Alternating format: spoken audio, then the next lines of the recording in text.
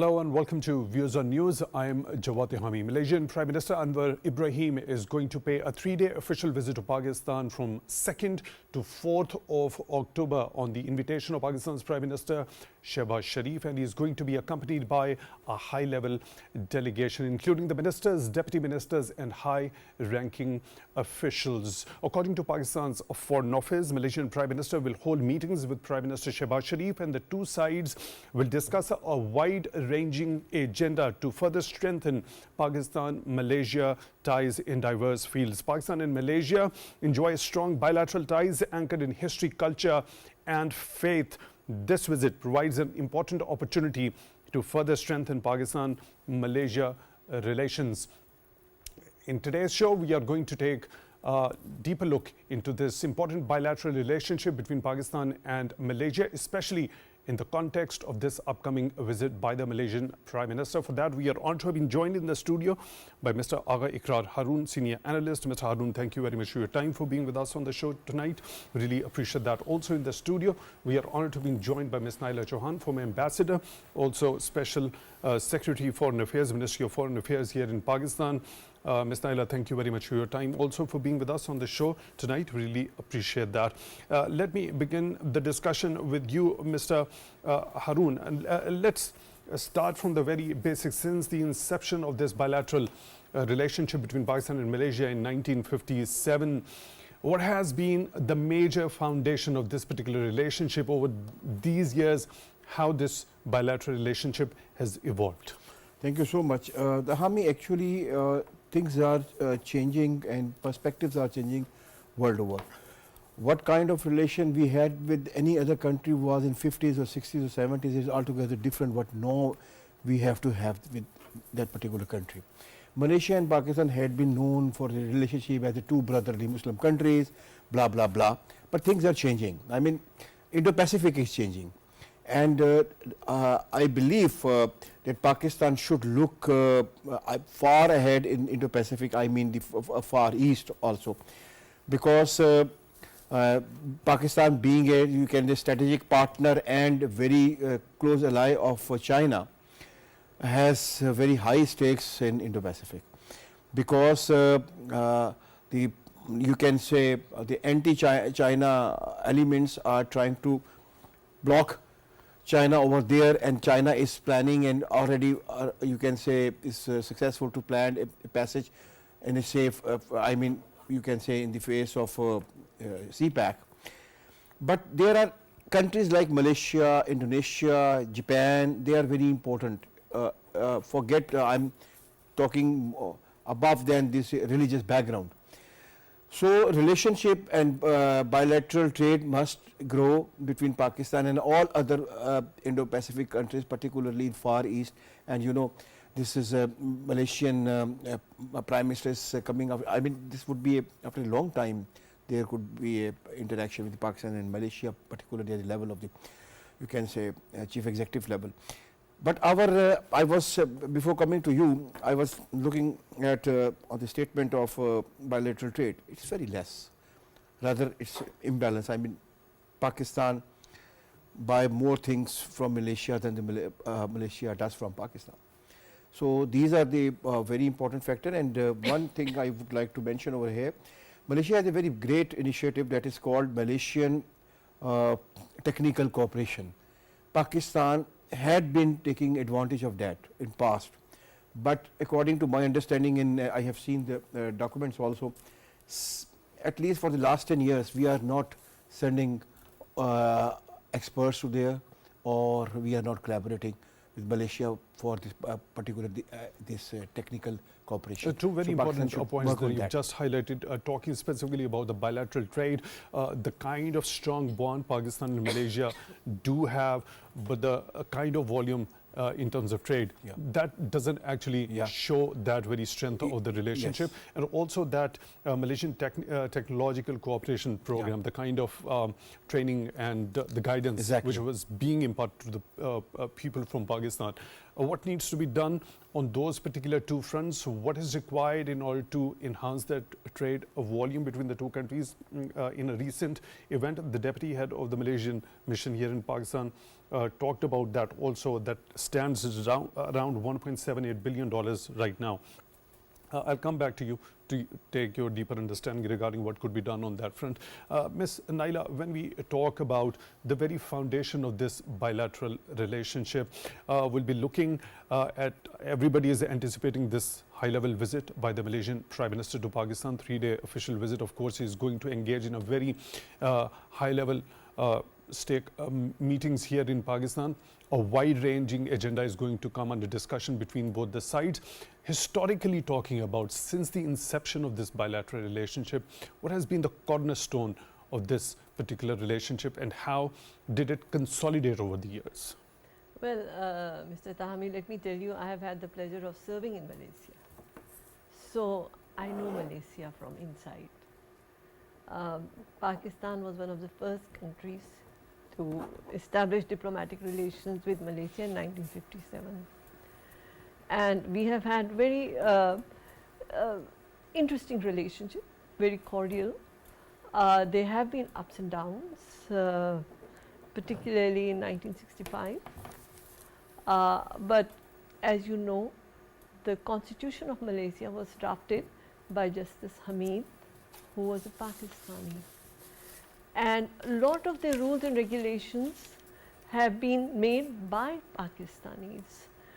So they have always looked at Pakistan as one of the important countries for fortifying relationship. We are members of many international and regional fora, like we are members of OIC, we are members of NAM, G77 plus China. At the time that we were there, we actually in 97 helped Pakistan become sectoral partner in ASEAN. After that, unfortunately, nothing happened, but like was said by Harun Sahab, that the volume of trade was not sufficient to merit further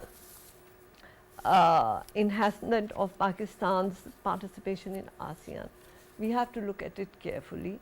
But we have OIC, we have UN, we have NAM, we have D8, we have G77.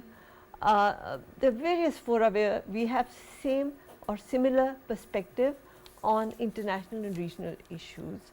We cooperate. At this moment, you have about 1,60,000 Pakistanis in Malaysia. We have about 4,500 Pakistani students in Malaysia. We have JCDC, which is defense cooperation. We have trade cooperation platform also, and I think in Prime Minister Anwar Ibrahim's visit also, there will be a few MOUs and agreements signed to further fortify the relationship in these areas, particularly trade. For example, if you examine, you know, the best way to understand the intention of the other countries to see the composition of the delegation. And if you look at the delegation that is coming with Prime Minister Anwar Ibrahim, it is his trade minister, it is his foreign minister, it is his deputy education minister. So these are the areas they are looking at. Yes, the balance of trade is in favor of Malaysia, but that is because we import a lot of palm oil. What we export to them does not have the same value, although we have a lot of export to Malaysia. We export rice to them, we export a lot of things, vegetables, onions, potatoes, quinoas.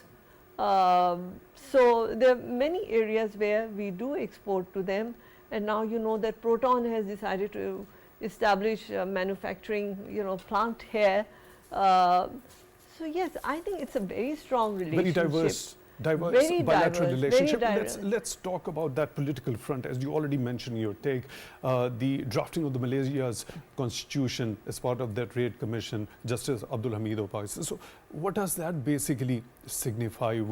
That makes us understand that bilateral relationship was very cordial, very deep-rooted at the very inception of it, that it was Pakistan that actually was at the forefront when it came to the drafting of that particular constitution. Speaks volumes how both the countries keep each other.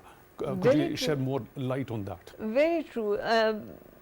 I have had the pleasure of meeting Prime Minister Anwar Ibrahim, who was at that time Finance Minister when we were posted there. I'm talking about 97 when Mahathir was the Prime Minister. And Prime Minister Anwar Ibrahim always had a lot of fondness for Pakistan. I remember once he remarked that Pakistanis are so brilliant, half of your country must be PhD. And I just kept quiet that we are 60% Angutha Chap. But I couldn't say that to him. But that's the kind of warmth they have. And if you allow me to tell you a bit of stories in this, how did we establish our embassy compound there? Tunku Abdul Rahman, who was their first Prime Minister, was a very good friends with the then ambassador, who was General Shirali. And they both used to go and play polo. So one day Tunku said, "Why do you come from so far? There's a house right in front of mine. Why don't you buy it and make it your embassy?" And incidentally, that was a house that was supposedly haunted house. And it was used as a torture camp during World War II by the Japanese. So because it was haunted, no Malaysian wanted it. But generally, Shirali said, "I'm an army guy. I have no fears with ghosts. I will buy it." So we bought that property, which became Pakistan Embassy there. It is such a beautiful compound. Of course, now we are haunting it. There are no ghosts there. But it is in the Golden Triangle. It is the most prestigious property you could think of. But at that time, it was a haunted house. Same goes for the residents. So it goes to the credit of Pakistanis. They've actually built that place, Yes. graced it with the presence over there, which was considered haunted by the Malaysians at that particular time. Mr. Haroon, very interesting throwback onto the memories, Ms. Naela Chohan. When we take a stock of the political relationship, this significant step when we talk about a Pakistani being involved in drafting the constitution of Malaysia, on what other fronts in political domain both the countries have collaborated? First of all, let me add one thing. I mean, Ms. Naela is basically, you can say, a history and an encyclopedia of Pakistan foreign relationship. And she is the best person to share people like you and me the past, which was very golden. As now I'm coming to your point. Tahami, our past was really golden. Pakistan was writing constitutions for other countries. Pakistan was creating airlines for other countries. Pakistan was providing the best possible engineers to the other countries. But today, Pakistan is not that Pakistan. That Pakistan is lost somewhere. So, therefore, the relation of Pakistan with other countries like Malaysia or other countries are not at par. So, we need to focus on trade because this multinodal foreign relationship, the new world order, it is based on economy and trade. This is my opinion. The political relation is not as important as you can say, your economic relation. And one time, Putin told to students in a university, Soviet Union lost and it's no more here because it has so many friends but not buyers. So, I think Pakistan should focus to find buyers in Malaysia. And according to my data, for the last 10 years, over 18,000 Pakistani students went to Malaysia for higher education, particularly for PhD degrees. So you can imagine the flight of dollar from Pakistan to Malaysia for education. Why cannot Pakistan and Malaysia come together and open a university in Islamabad, Karachi, Lahore, Faisalabad, anywhere, So these are the factors Pakistan should work. These factors are more important than the political relationship. Right, economic relationship between the two countries already talked about it. The current bilateral trade volume between Pakistan and Malaysia stands at $1.78 billion, according to the deputy head of the mission of Malaysia here in Pakistan. You mentioned a Malaysian technological cooperation Yes. program. Yes. Pakistan needs to have more buyers. That's Yes. what you mentioned Yes. earlier in your take. What needs to be done on that particular front when we talk about Pakistanis getting more guidance and expertise and training Capacity building. from Malaysians under that particular Malaysian technological cooperation Yes. program, also helping in enhancing the quality of the products Exactly. so that they become worth selling to the world, right? So what needs to be done? What could be the roadmap in that direction? For value addition, we need trainings. For capacity build, capacity building is the foremost for any value addition in any industry, come what may, even the education to, any industry of metal. So we need to get trainings from Malaysian technical cooperation. We had been getting it in past. Over 700 Pakistani got training from Malaysia in different kind of industries. But do you think that number is sufficient? Nothing, 700 it as is compared to peanuts. the population I am that we telling you, have? Tahami, for the but she is the best possible person to, comment on that. I am novice. But according to my understanding, for the last 20 years, Pakistan and Malaysia did nothing. So this is important. This is Pakistan. This is the point. This particular visit provides an Exactly. opportunity for It's a very important introspection visit. and reflection that Yeah. how this particular bond could be strengthened further in terms Exactly. of practical manifestations, the practical outcomes in terms of trade, defense cooperation, educational, cultural exchanges, people-to-people contacts, in And- terms of tourism also. Exactly. And that credit goes to the Prime Minister Shehbaz Sharif, who is very actively involved to get connected Pakistan with Far East. Okay, so Because we forget for Far East for a very long time. indeed, it goes to the credit of the incumbent Prime Minister Shehbaz Sharif. He invited Malaysian Yeah. Prime Minister. He is going to be here for 3 days. High-level stakeouts are going to be there during this particular visit. Pakistan and Malaysia do have a free trade agreement. Despite having a free trade agreement, we often get to hear that when two countries do have a free trade agreement, naturally it leads to enhancement of the bilateral trade volume considerably. Why? What were the challenges, do you think, or what were specific areas that need to be improved in order to actually capitalize on that free trade agreement in order to enhance this volume considerably to a certain peak? We can provide only vegetables, as she mentioned, or wheat. Agriculture products. Whenever you talk about fine products, finished products, Pakistan don't have capacity. So, people don't buy from you. They go for a better producer.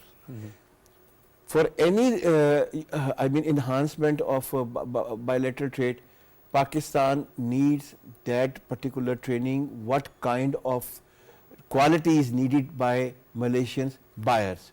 Here I mentioned the technical cooperation between Pakistan and Malaysia would definitely support Pakistan, and I am looking for that. Special Investment Facilitation Council, then Green Pakistan Initiative. Of course, the revolutionary measures being brought in here- by the incumbents in order to revolutionize that sector of agriculture. Of course, agri-related products are required by everybody, whether agree. it be Malaysia, whether it be any other country. But in the there are world. many, look, the best possible wheat used to come from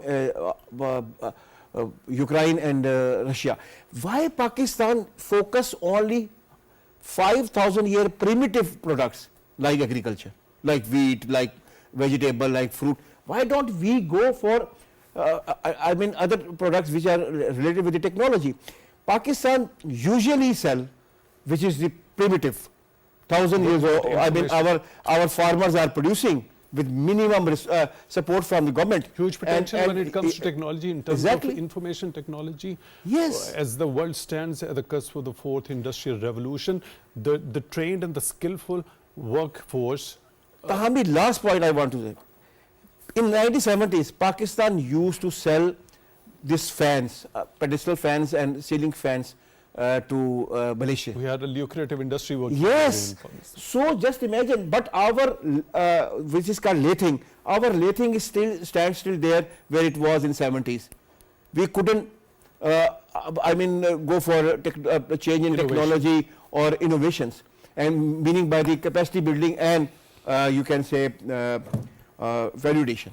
Right.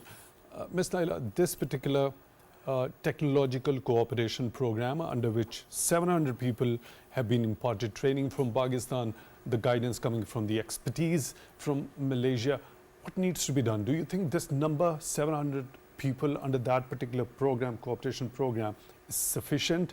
And how do you think that could be capitalized and more value addition could be done in order to enhance the capacity also? Tahami, you're asking a question which is rather painful.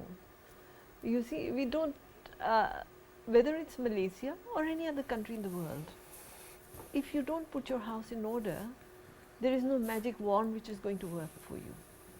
You have SMEDA, you have NAVTEC, you have all these institutions which are supposed to do that capacity building. When we were in Malaysia, every time you would get this letter from Islamabad, oh, find out how they're doing this, find out how they're doing that. And when I would ask, they'd say, it's your rules we are following. You have everything with you. The only thing is, you don't implement. We took it from you, we implemented. You wrote our constitution, we respected it. You drafted police reforms, we followed it. You did administrative reforms, we followed it. And now you're asking us how to do it? Just do what you are doing. We don't implement. We are so good in writing legislations upon legislations. When it comes to implementation, we have a very serious problem. No one is going to come and solve it for you. We have to do it ourselves, be it Malaysia, be it Indonesia, be it anybody else. We have to start now looking at ourselves. Okay, so when we talk about what does that particular thing happens to be that attracts the Malaysian investor in particular in Pakistan, especially given the fact that Pakistan authorities have launched that special investment facilitation council in order to attract that foreign direct investment. Ultimately, they are going to lead into enhancement of the exports and products to the world over.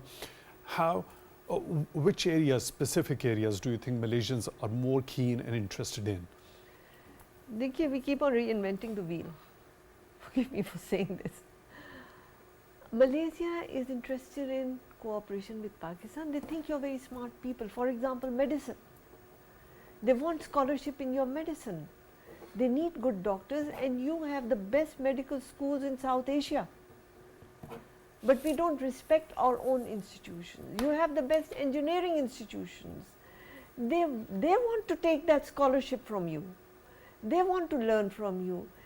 Prime Minister Anwar Ibrahim also had his education here. Do you know that? He has great respect for Pakistani institutions, and we are talking about learning from them. So it shocks them. It's a two-way exchange of ideas. It has to be two-way, Yeah. but you are so capable if only you realized your potential. Now, given the fact that we have not utilized our potential while Malaysia has, the main focus was always for them human resource development. We have not focused on human resource development, whether it is manufacturing, whether it's service sector, whether it's agriculture. We do things randomly, like Harun Saab said. Millennia old technologies are followed. We don't want to change. While Malaysia industrialized, mechanized and developed, might they have learned from us, but why have we forgotten our lessons? Why is it that we are not doing that? So now they have to come and tell us, listen, this is where you stopped, move on from here. So, in context of this particular upcoming visit, how do you think where Pakistani authorities should be actually focusing on? What should be the focus, and what could be transpiring that could likely benefit Pakistan both in the short and the long term? First of all, I would recommend that our authorities, because you have, like mentioned, we have free trade agreement with them, we have also MCMC, we have telecommunication, we have so many things. Why don't we solicit their support to become full dialogue partners of ASEAN? 97 when we were there, we got the sectoral partnership. Since then we haven't moved forward. It has been how many, almost 30 years. Why? We have to look at that. And a lot of good work has also been done in Pakistan, which we don't publicize. When Prime Minister Anwar Ibrahim comes, I think we should showcase that. All the development that has taken in Pakistan. He has been here as a student, as a young man. So he has very fond memories of Pakistan. It would be nice if we show him how much forward we have moved. Of course, he has a lecture in NUST and he'll be given honorary doctorship there too. But I think we have so much to showcase if only we would focus on it, that this is here we are working, this is where you're working, and we can synchronize. Could you identify those 3 top or major areas where we could actually tell the foreign dignitary? IT for one. Pakistani IT is excellent. Your software board is there. That should also play a role in it. Your agriculture, because Malaysian agriculture is basically palm oil, rubber, and a few other things. So that's an advantage Pakistan does have over Malaysia. Exactly.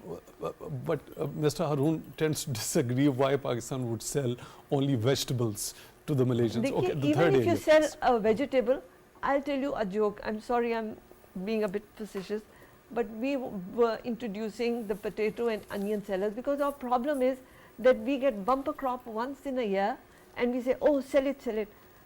Business doesn't happen like that. Business has to be sustainable. If you want a market for your onions, then you have to produce that much onion sustainably for years ahead.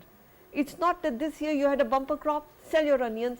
Next year you don't have onions, what are you selling? So consistency leads to Consistency is not sustainability. there, number one. Market accessibility will not come until you have sustainability. Now I was telling you this joke, I often tell when I give lecture on this also, that we brought Pakistani onion and potato sellers to showcase our product.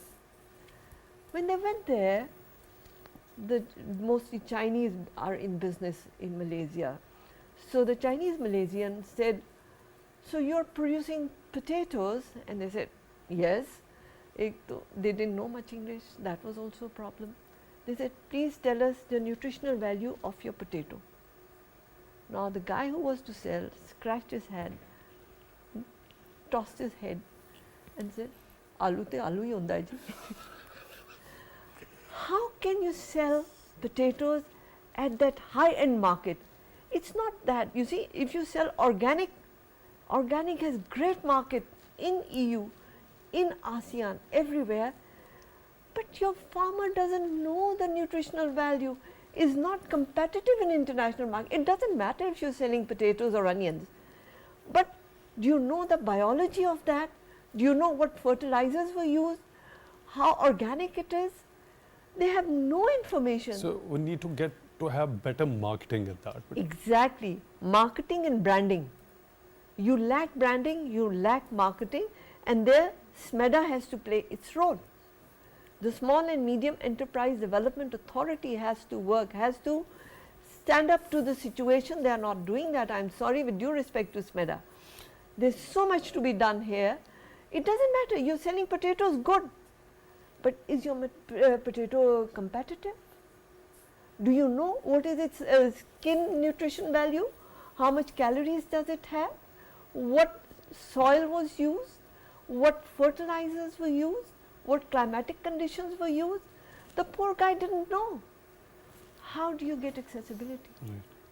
So, as I said before, we have to put our own house in order. Malaysians are open. Now, their Deputy Minister for Transport is coming. So, obviously, one, Proton is here. Secondly, in infrastructure development. When you talk about tourism, tourism is not just people coming.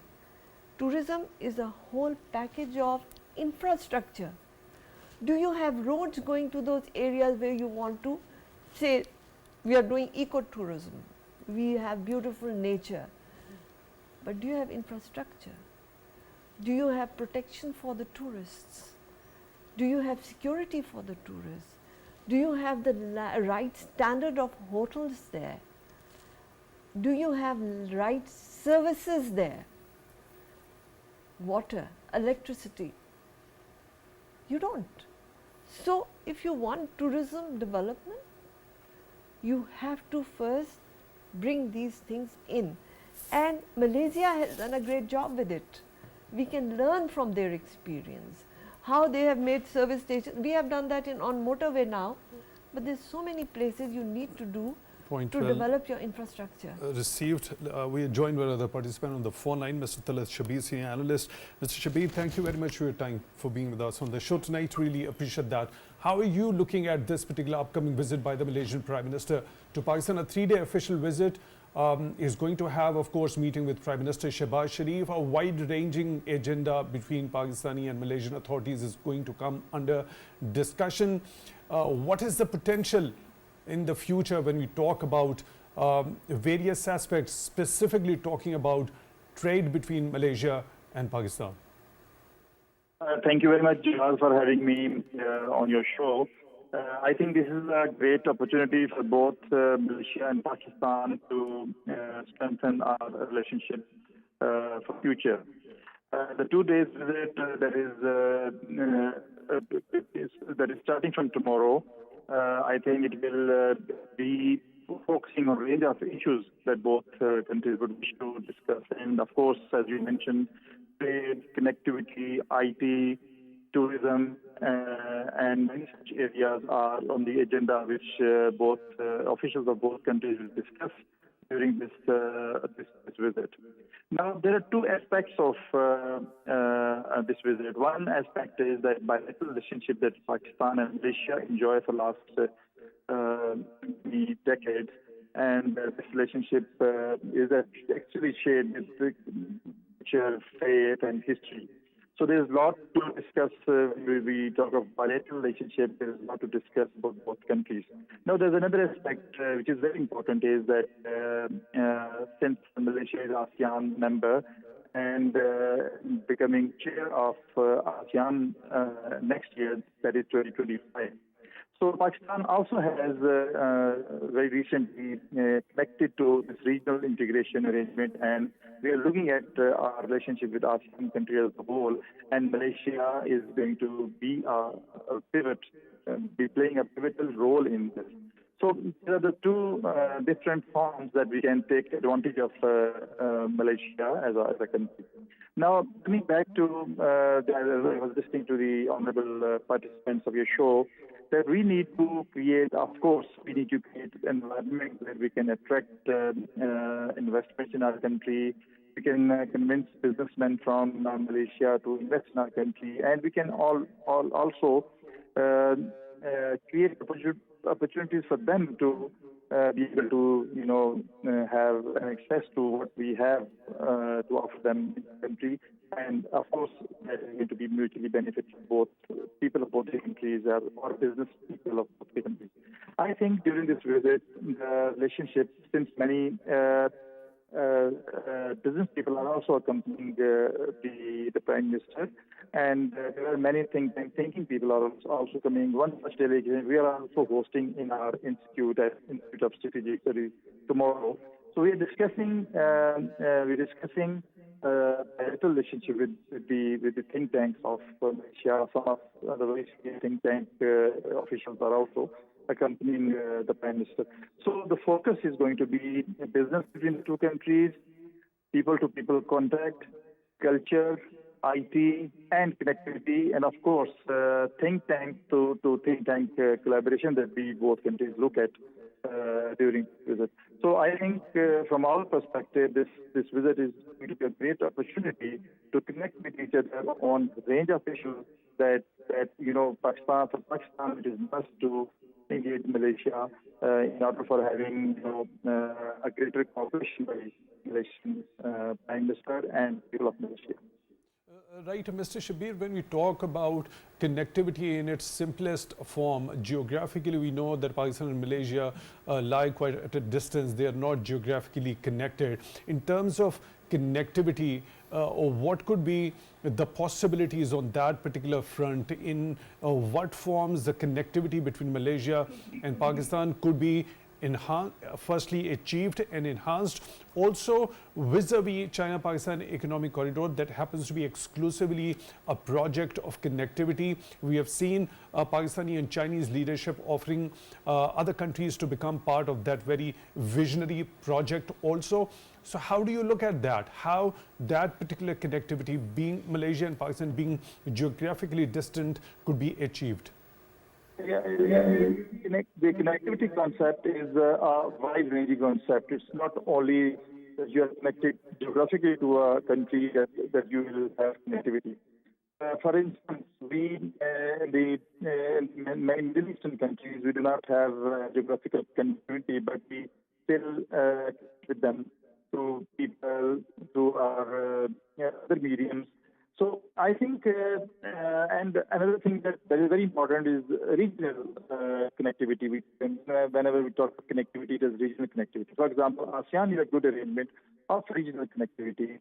And of course, it goes much beyond the physical connectivity or, contiguity. So people need to be connected to the people of other country if you want to be connected. For example, at the moment, 5,000 Pakistani students are in Malaysia for higher studies. So that is a connectivity. So if we have business people and if we can manage some good business deals during this visit, and we can connect business or industry and trade people, so this is also going to be a great connectivity. So I think we will have to see this connectivity as a wide ranging concept, and we must. And for instance, many people talk of faith. Faith is also one thing that connects us to Malaysia. So there is a huge opportunity and huge opportunity in all the fields that are being discussed. And I'm sure there's a lot of spade work done in order for reaching some conclusion, and there are going to be many MOUs signed or collaboration arrangements made during this visit.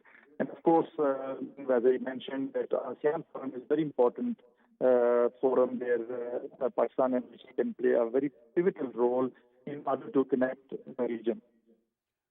Mr. Shabir, one last question and a quicker take regarding that. When we talk about the collaboration between Pakistan and Malaysia in the field of defense, how it had been and what are the prospects when it comes to the defense production from Pakistan, and how much trust does Malaysian leadership carry along with itself when it comes to the defense cooperation between Pakistan and the defense products of Pakistan? I think defense is a very important area. And we have defense cooperation with many countries, and so is Malaysia. And as when we talk about bilateral relationship, it is the relationship of mutual trust. So for defense to have mutual trust is very important. So I see great opportunity in defense cooperation with the countries, and of course the trust level that we require to have in making any defense deal is important. And Pakistan can help a lot to Malaysia and vice versa in furthering this cooperation on defense. Mr. Talib Shabir, senior analyst, joining us on the phone line. Thank you very much for being with us on the show tonight. Really appreciate that. Ms. Harun, unfortunately we're short of time. A quick take, closing comments. Firstly, about defense collaboration, also the kind of trust we have seen that has developed worldwide as far as Pakistani defense products are concerned. Yes. So how can Pakistan capitalize on that front when it comes to collaborating with Malaysia is concerned? Recently I was in Baku, and trust me, there was flags I've been hanging over different private houses, Pakistani flags, because what? FGF 17. Thunder. Yes. Right. Ms. Well, we Naela. have JCDC, Joint Commission on Defence Cooperation, where we do discuss defence cooperation. Pakistan and Malaysia have very well-founded defence collaboration. Navy also has joined in. So there is a lot of trust, there is a lot of cooperation, and there is further potential for enhancing cooperation in defence, in trade, in education, in culture, in tourism. And we can look at all these areas. It's very doable and it's a very good opportunity, because I know that Prime Minister Anwar Ibrahim has special soft corner for Pakistan. We should utilize that. Point well taken. Ms. Naela Chohan, former ambassador and former special secretary of Foreign Affairs at the Ministry of Foreign Affairs in Pakistan. Thank you very much for being with us on the show tonight. Really appreciate that. And Mr. Agha Ikrar Haroon, senior analyst, thank you very much for your insightful discussion also in the show tonight. Really appreciate that. With that, we come to the end of today's episode. Till the next one, take good care of yourselves.